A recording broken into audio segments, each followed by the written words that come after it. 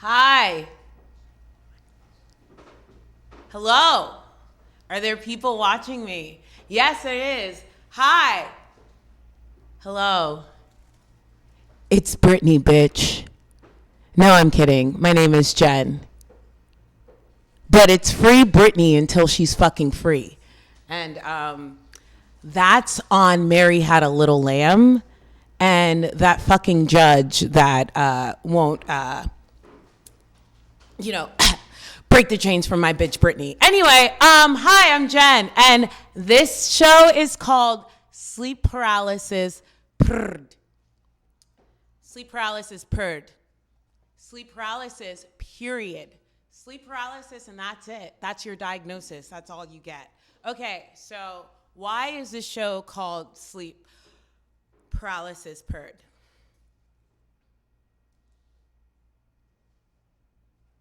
I don't know if you guys ever heard of what like sleep paralysis is, but it's a thing. It's a phenomenon actually because they don't know what it is. It's sleep paralysis puurR'd, sleep paralysis period, because that's all they tell you. They tell you you have sleep paralysis. They don't tell you that, what you're seeing has any significance. They don't tell you that, it's because of who you are. It's because of your experiences. It's because of anything. It's just like you can be any one of these flowers and all of a sudden you wake up and you are completely different than everyone you know. Because how many times do you meet somebody who wakes up to their dreams? It's kind of fucked, right? So it's really hard to believe that you have sleep paralysis when you first have it. A lot of people have it when they're kids, and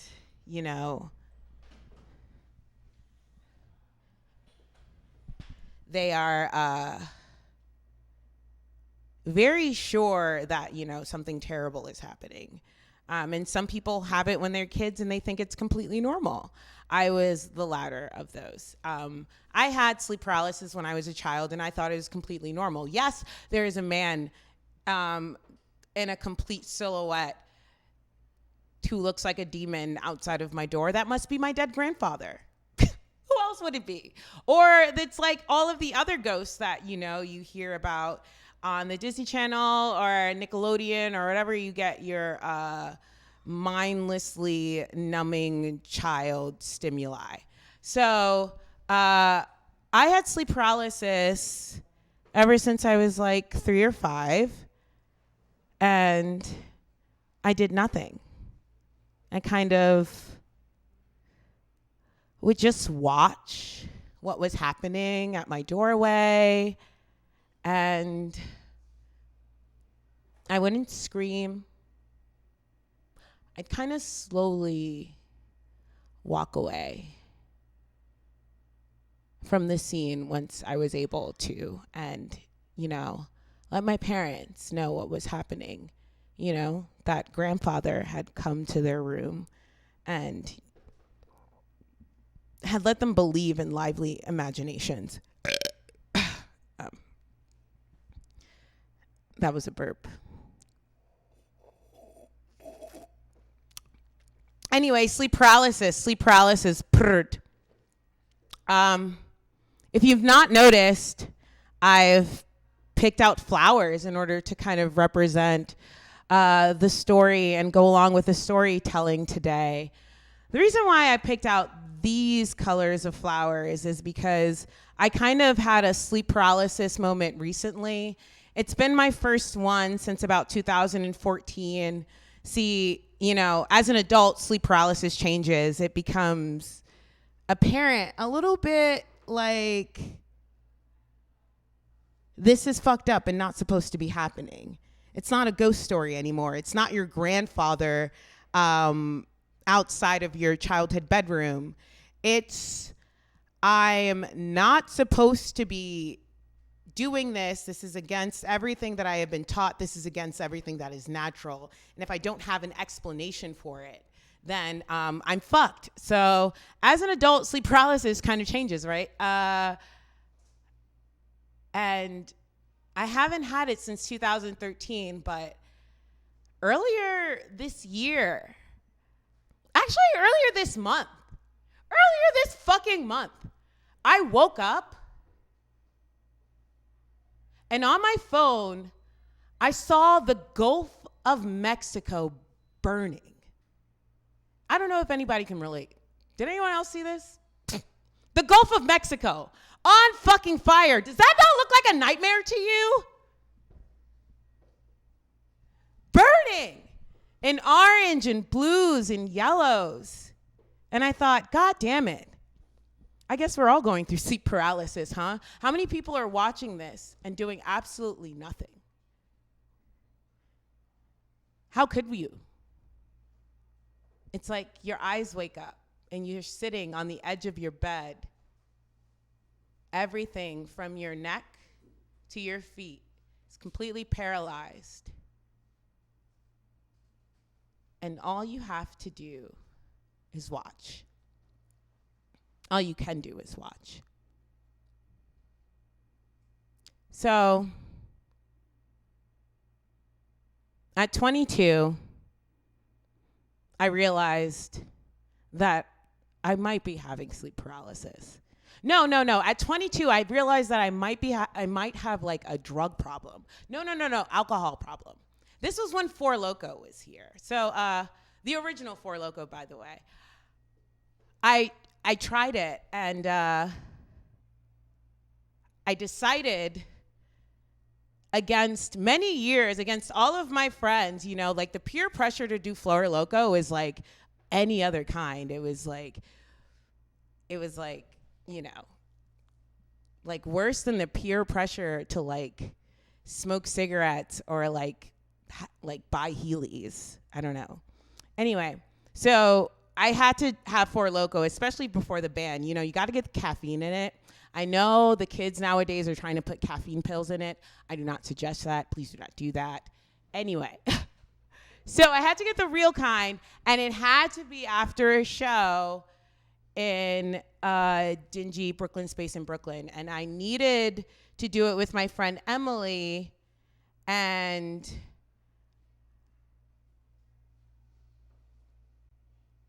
what I didn't realize was going to happen at the end of the night was that I was going to go home and I was going to fall asleep. And I would wake up to what had to have been sleep paralysis, right? Because there isn't any other explanations for this. We call them dreams. We call them REM sleep. But here I am, drunk from Four Loko, in my childhood bedroom, crashing at my parents' house, like I did in and out throughout my 20s. And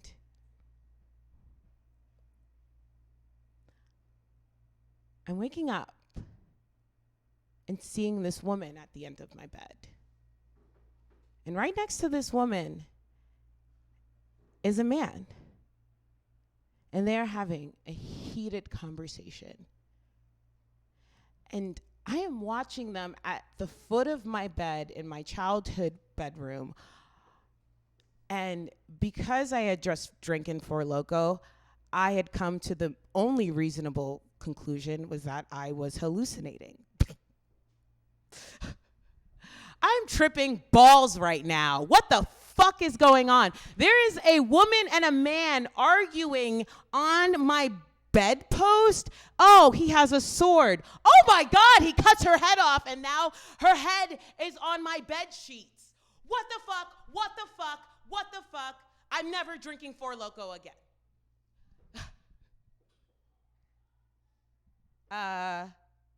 Yeah. That's it, right? You don't have to experience this. You don't have to claim it, you know. You can just experience something, watch it.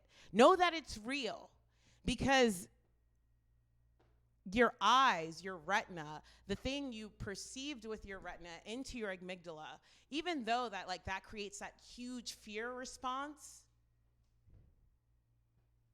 Like, these are all chemical reactions, right? These are all things that are actually happening in your brain. But they're not happening in real life. You just see them. Or you don't see them. I don't know. It's sleep paralysis. But whatever, you can just blame it on Four Loko, right? Right. Well, the funny thing is that, and the scary thing about sleep paralysis is that you can't predict it. You can't control it. Even if you say, this happened because, I had a weird night and my friend Emily promised to drink Four Loko with me and she bailed out. And so I had to drink 2 of them. And then I threw snowballs at guys that were trying to catcall us. And these were all the explanations for why I had an angry man at the end of my bed cutting the head off of a woman, like I am just like thinking of all these things. And this is a natural conclusion that I come to, that like, of course I would be imagining this, but of course this would happen. You're not supposed to have caffeine and arsenic and like alcohol in a drink you get at a bodega across the street for $1.50. Of course I am hallucinating, right? So then another thing happens. Another sleep paralysis dream happens. And this one happens exactly like I wrote it. And I had to write this one because I had no choice. It was either write this story or never sleep again. It was either write this story or think Freddy Krueger is going to come out of you at any moment now, in any situation. It was either write this story or like just burn every sign of Elm Street that I saw. I had to write this, and I told this story to a therapist I had, and she was like, "Oh, well, it's just sleep paralysis, right?"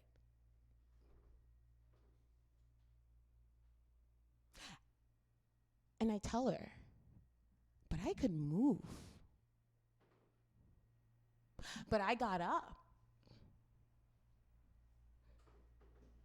I could feel him. I knew what was happening."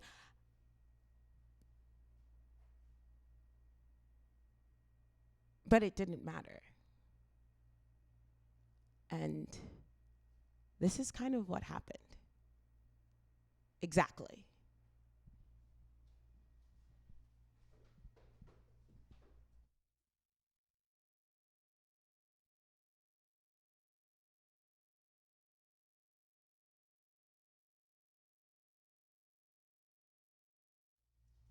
Sat in the parking lot, hidden under black fog.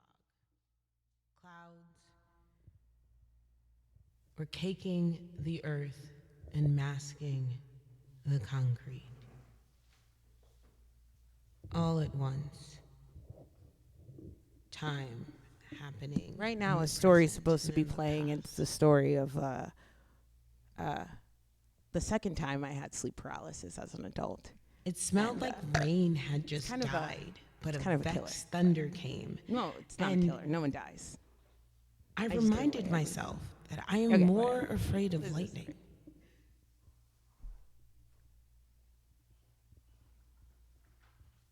And when the thunder comes, you embrace the sound. And you feel it through you. You be grateful for its distance and its lack of touch.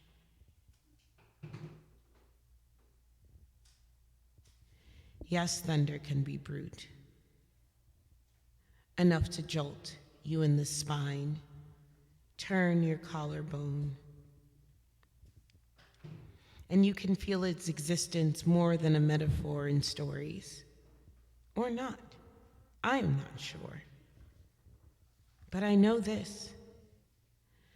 I know a man, and I've seen his scars stretched like corsets from his forearm to his fingers, forever marked.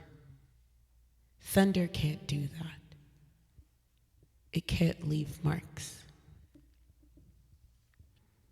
nor make sacrifices for the stretched earth. But lightning can, just like gods in stories.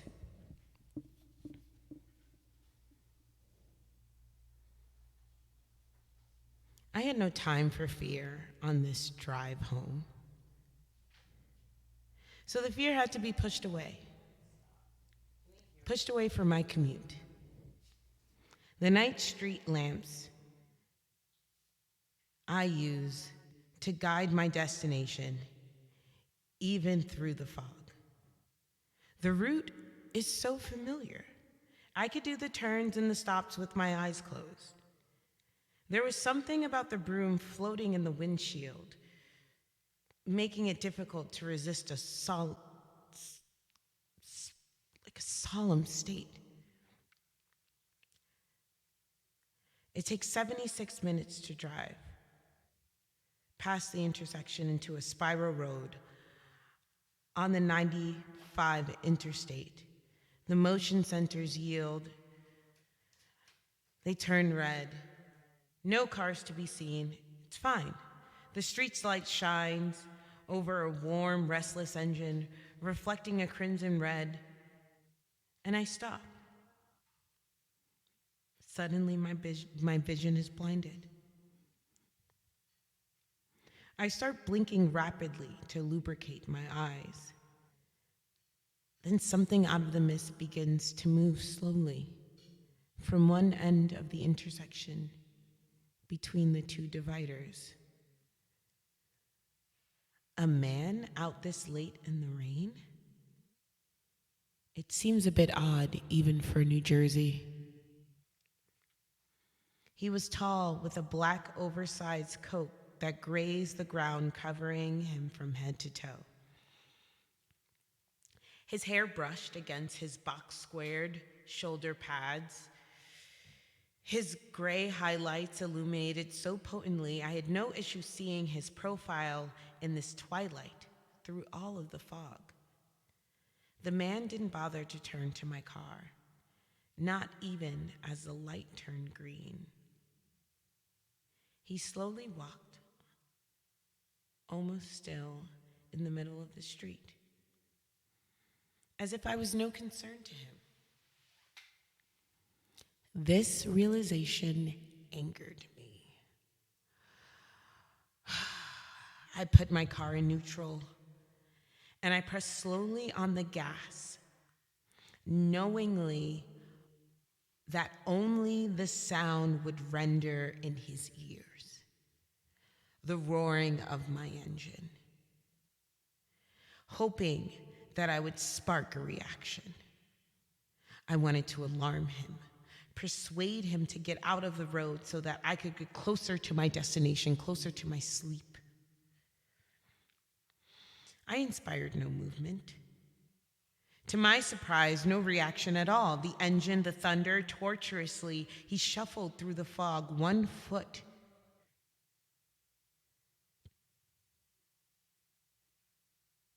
And then the next, along the wet acoustic cement, shifting his heels against the gravity.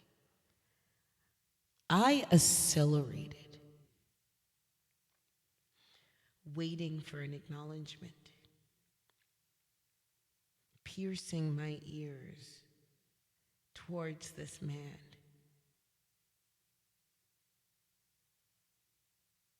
Begging for him to walk just a bit faster so that I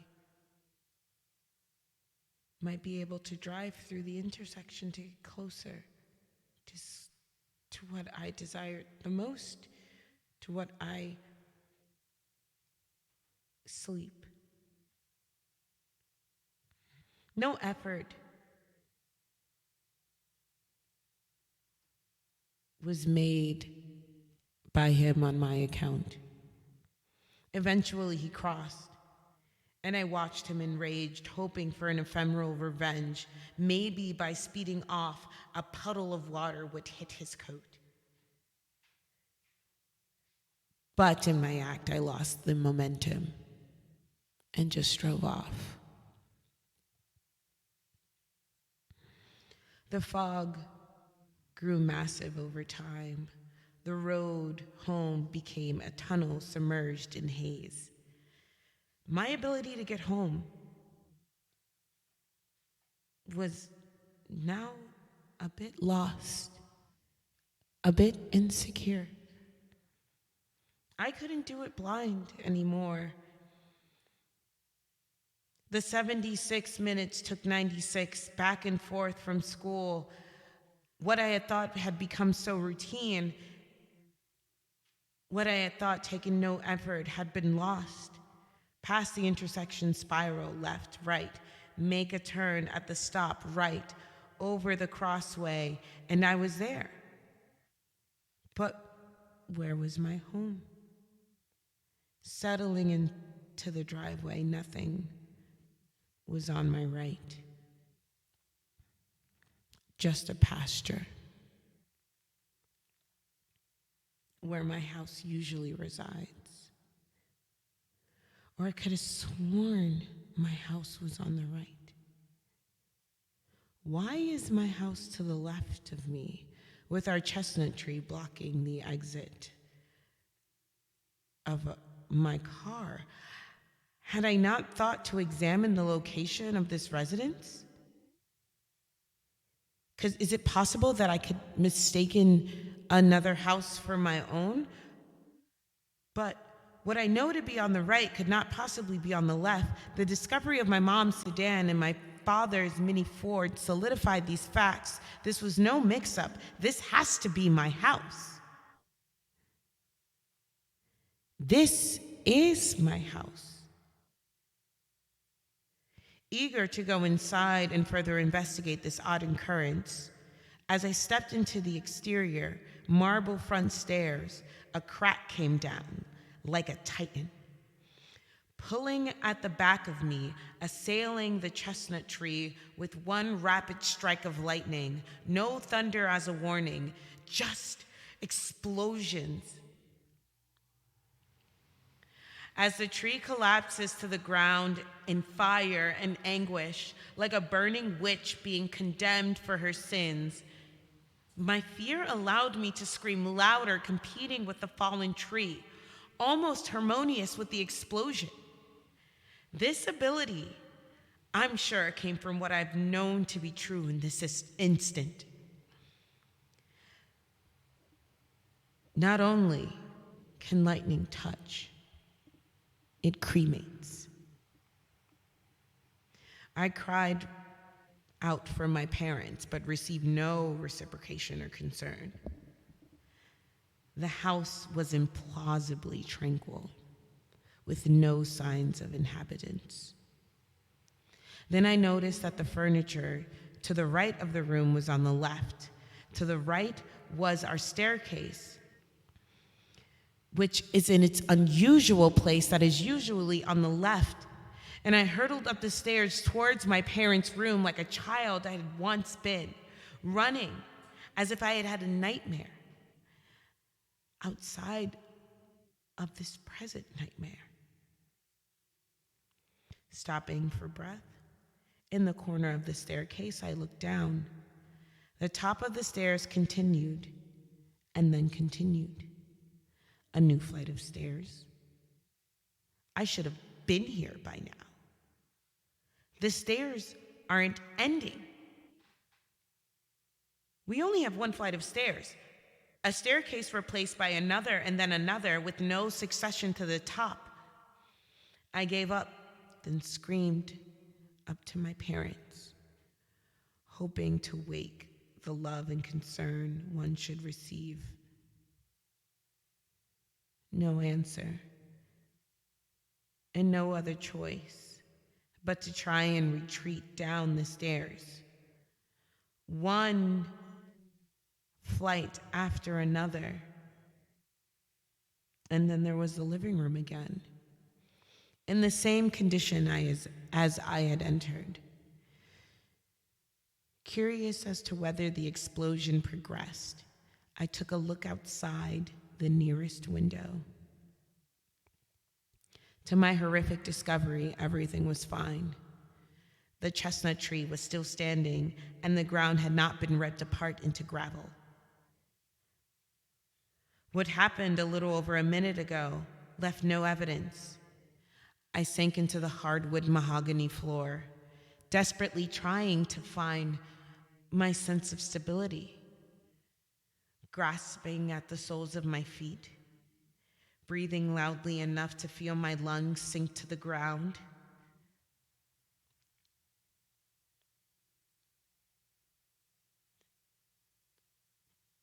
What is breathing back? That doesn't feel like wood. Not as it did a second ago. Underneath me, the wood shift. The floored panels, only centimeters apart, ripples forming underneath my jeans. Something with scales slivered and shifted under my seat, breathing. I couldn't stand the shock. A serpent of sorts along the living room, covering each inch of the floor. Without revealing the head that would name the beast, I leaped off as it grew underneath, turning the wood panels into snakeskin. Thunder crashed into the house like cathedral bells, awakening the dawn. I ran towards what I known to be the back, the escape. In a panic, a suffering, painted breath, I pushed out the door to leave through the foyer. I was outside in what I have known to be my backyard, my whole life. The realization fell on my shoulders like Atlas. The backyard was no longer there.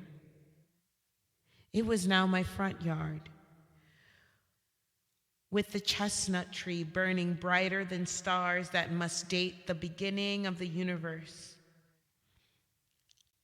I sobbed softly, witnessing the world swallowing me, and I was stuck in the sarcophagus, being choked until I would finally get digested into nothing. At my wit's end, I hear a small child in the house.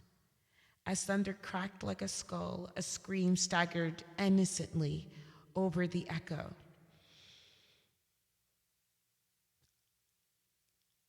I did not imagine this voice. Though I had no brothers or sisters, I would venture back into the house, back to find out who was there, to know if they had answers, or if they had been consumed like me. Hastily, I reopened the door, fabricating bravery, when suddenly I pushed back outside.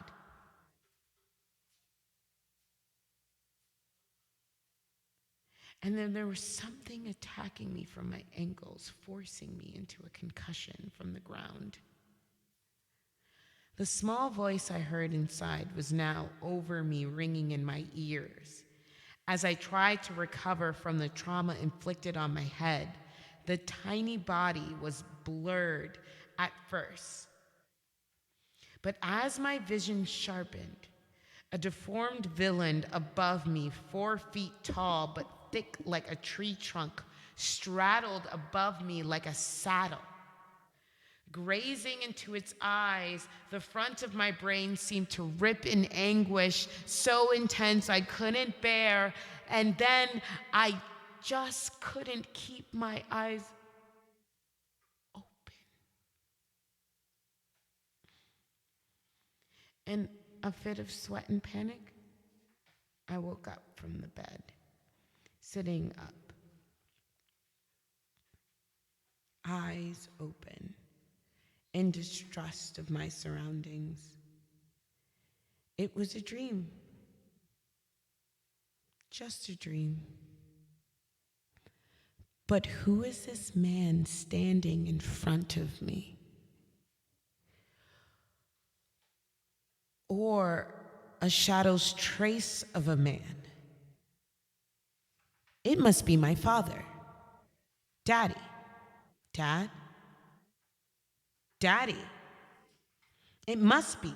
After no response, I have to question even harder. Daddy. Dad? Dad. The figure drew himself closer to me,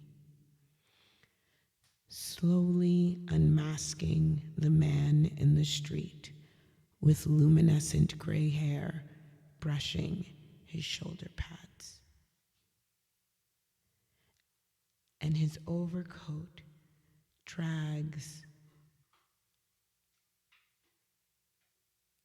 on the floor of my childhood bedroom. As his face peeked out of the shadows, his chin distorts first into the light slanted towards me, pointing to his rightmost shoulder and his forehead contorted to the left. The entire head had to be more than 2 feet long, leaping out of the shadows towards my bed. I screamed. I hurled up parallel to my sheets. I screamed, one tonal high G sustained in horror. I screamed, and then he was gone.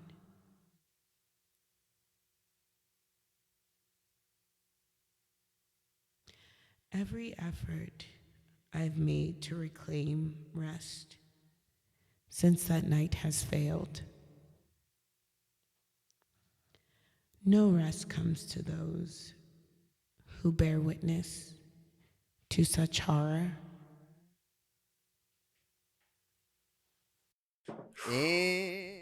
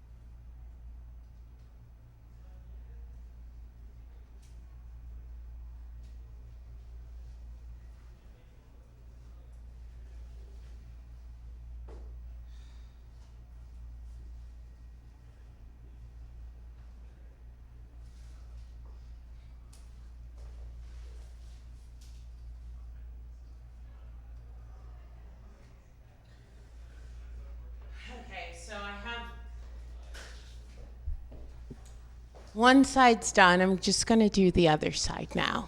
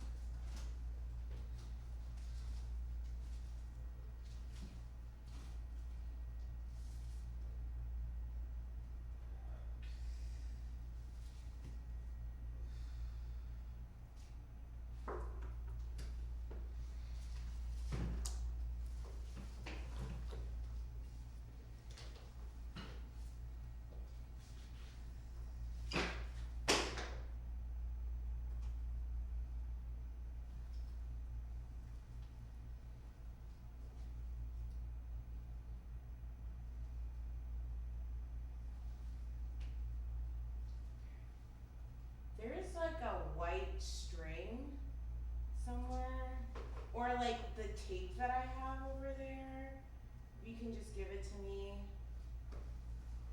There's like a green tape.